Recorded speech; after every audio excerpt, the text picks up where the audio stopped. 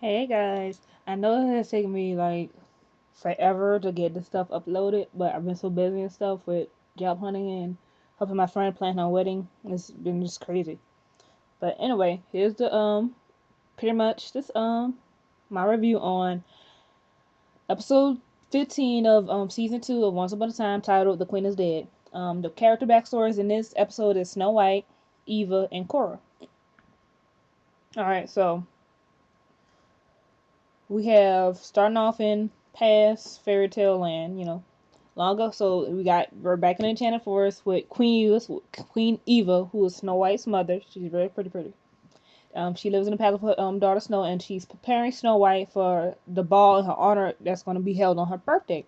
And so she guides her daughter to the tiara that once belonged to her mother, And so when they find a tiara, is the servant Joanna, she's like, putting the tiara on her head and kind of imagine herself, as royalty and stuff. So here comes Snow. What are you doing? Kind of almost being like a little spoiled brat, like that's mine. And, she's like saying stuff that's mine, and servants don't wear tiaras. And Snow's mother, Queen Eva, says, "Stop it!" And Jonah's like, "I'm so sorry, Your Majesty." And, so, and she's like, "I'm not talking to you. I'm talking to Snow."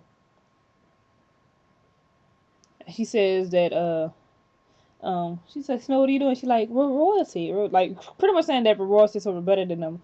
And she tells the queen tells her that being a royal does not make them better than anyone. And that, and then she asks her, does she asks her daughter Snow, why is the ball being held? And Snow says it's because it's being held in honor of her birthday. And Eva says that no, is being held to honor her subjects. So she gives her a nice little lecture what it means to be, because when when she eventually dies, it's gonna be Snow's turn to rule. So she gotta train them right when they're small, And so after this lecture, they place a tiara on her head, and the queen then starts to cough uncontrollably, and then Joanna goes to find the doctor. Back in present day storybook, we have Mary Margaret's birthday, and she's like just kind of like out of it at the moment, and David's making her pancakes and everything, and because he thinks she might enjoy her birthday more in this world, and so she notices a present and told David, "Don't get, I told you not to give me a birthday present." He's like, "I'm not the one sent it." So when she opens it, she finds it's a tiara, and then she thought she was lost because the whole curse and everything. And then she frees the card. She found it's Joanna who's the one that sent it, and so Snow White, Mary Margaret Snow, whatever. She goes to find Joanna. So then we have David later going to work at the storybook share department when he gets hit in the head by a hook, and who then takes the keys, gets his hook, and heads off to New York City. New York. Mary Morgan then finds Joanna in a backyard garden. Um, they like, "Oh, hey, Joanna, oh my God, it's really," you kind of like, how when you're overjoyed to see somebody again, you do that whole, "Oh my God," over like, "Hey, all that. So, um, so Joanna shows Snow the snowdrop flower that she's planting, and they remind Joanna of Snow White because they can survive the harshest winter, and she was born during the harshest one of all, which is why her mama named her Snow. Um, and while they're talking about the queen and stuff, they hear a noise. So Mary Margaret goes to figure out what's making a noise. Finds out she sees Cora and Regina, who are looking for Rumpelstiltskin's dagger. So Snow overhears it, and she's like, "Oh snap!" This can't be good. Whoever has the Dark One's dagger, you can either control him or kill him and take his power. That's the only two ways you can use that dagger. I mean, that's how Rumpelstiltskin became the Dark One. And so we have Mary Margaret going to Starbuck, going to find her man, and finds him lying on the floor, and she kind of freaks out. And he tells her that Hook attacked him, and she's like, "We got bigger news than Hook." And she tells about Regina working with Cora to find a dagger.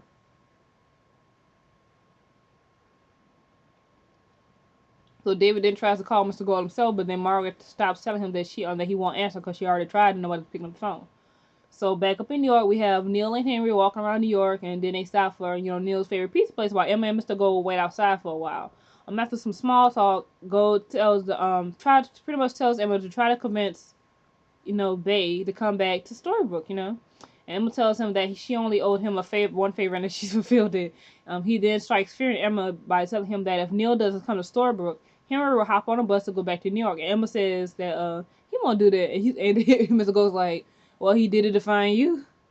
He loves Regina to come and find you, so what makes you think he won't do that to go back to see his daddy? The kid's gonna do that, you know.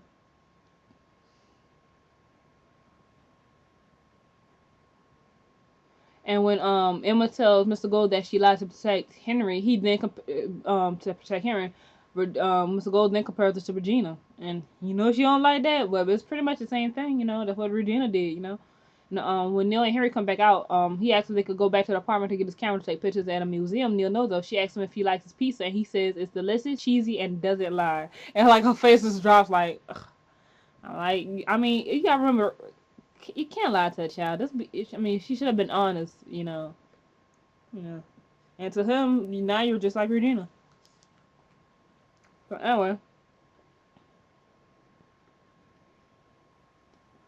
then we have Margaret pretty much gets Regina to come to the diner, and she pretty much told her something about Henry to get her to come there because it's the only way she's gonna talk, get her to come there.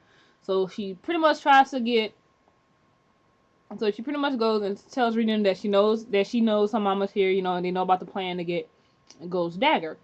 And Regina and Mary Margaret feels that Regina has earned a second chance and asks Regina to choose the right side. And Regina tells her that maybe she is good and that she was always the queen, but she added evil to her title.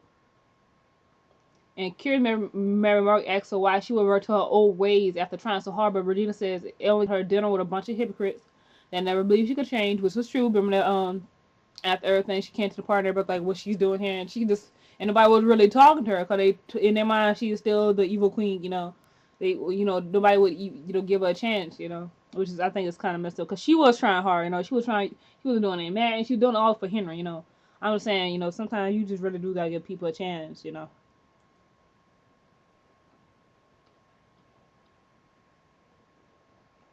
And before leaving the diner, Regina tells Mary Margaret that she's giving her a chance to stay out the way. And they talk a little while longer after Mary Margaret tells her that Cora doesn't care about Henry, or Regina for that matter, and that this is all about her and power. And Regina asks Snow what she knows about mothers, kind of, hitting her in the hurt spot, because, her mother, we all know that the queen died when she was young.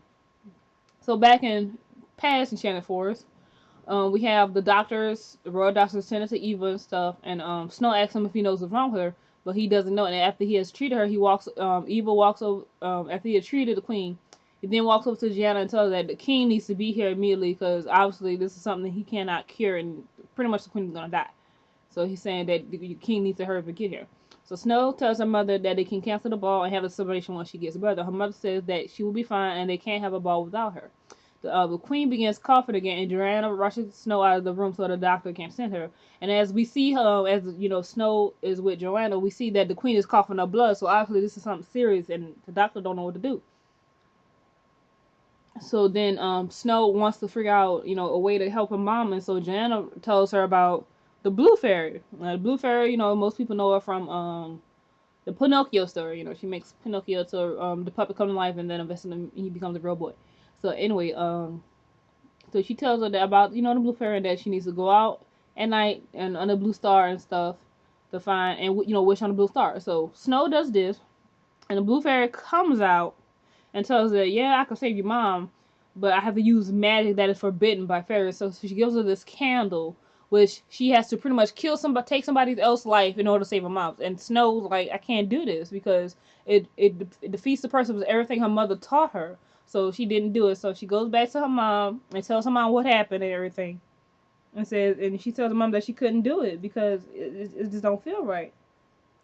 And so the queen dies, and then we have the day of the ball, which is also her birthday.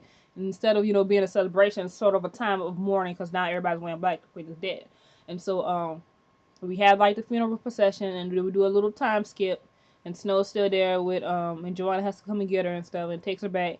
Then we have the Blue Fairy come down, only to realize that it's not the Blue Fairy. It was Cora. It was Cora. It was Cora. That sneaky woman. and she starts saying some stuff to Eva like, I'm gonna destroy the goodness in Snow and stuff like that. And she makes a reference to her about being a miller's daughter. So obviously the queen, obviously this feud thing has been going on way before Regina and Snow White. It's going back to the parents. So obviously there's some history between Cora and Queen Eva that we're probably gonna figure out more in the episode, the Miller's Daughter, which is pretty much the storyline of if everybody knows the story, but I'm still seeing where she has to spend a strong to gold to try to marry the king and stuff like that. So obviously we about to get more into that on that episode, which is this Sunday. And so, okay, we have they finally marry oh crap, so jumped up. Okay, back in New York, we finally get Hook finally gets there while Bay and Henry went upstairs to get the camera. He knocks Emma out and he stabs Hook then stabs Gold with his hook, realizing he also poisoned him because he has some sort of poison that he made himself. So now they can't find a cure as they go back to Storybrooke. And so they bring Gold back up, and Bay finds out freaking out, even though his dad, he don't like his dad very much. He can't watch his daddy die. I don't think no child could. And so, while they're all freaking out, Henry goes over to Mr. Gold, and Mr. Gold's like, get away from me, this is your fault, I'm gonna kill you. I'm like, oh, okay, Gold, calm down. Oh my God, don't scare your grandson. Anyway, so now, they figure out, okay, how we gonna get him, because they gotta get there fast, so they're like, we're gonna take Hook's ship, and it was like, how, you know how to, steer pirate ship? He said, yeah, because apparently him and Hook has some history, so I'm like, oh my God, this is just way too much for me. Anyway, then we go with Emma and Neil. They go to the car, find out that Neil is engaged. He's down with the swirl. What? Oh yeah, this is gonna be interesting. You know what would be funny though, if she was actually a fairy tale character as well, his fiance. That would be so funny. Seriously, I would just find it funny. Anyway, back in present day Storybrooke, we have they found Mary Margaret and David finally got in touch with Gold, and he told him where the dagger was. The dagger was pretty much in plain sight the whole time. The freaking clock tower was actually on the hand of the clock. I'm like, what? I would never thought about that, but I'm like, okay. So they got the dagger. Here come Regina and Cora, and they pretty much get Snow to give them the dagger by almost killing Joanna. They do the heart thing. Rip out the heart, almost squish it. So guess what happened? Snow gives her the dagger, right?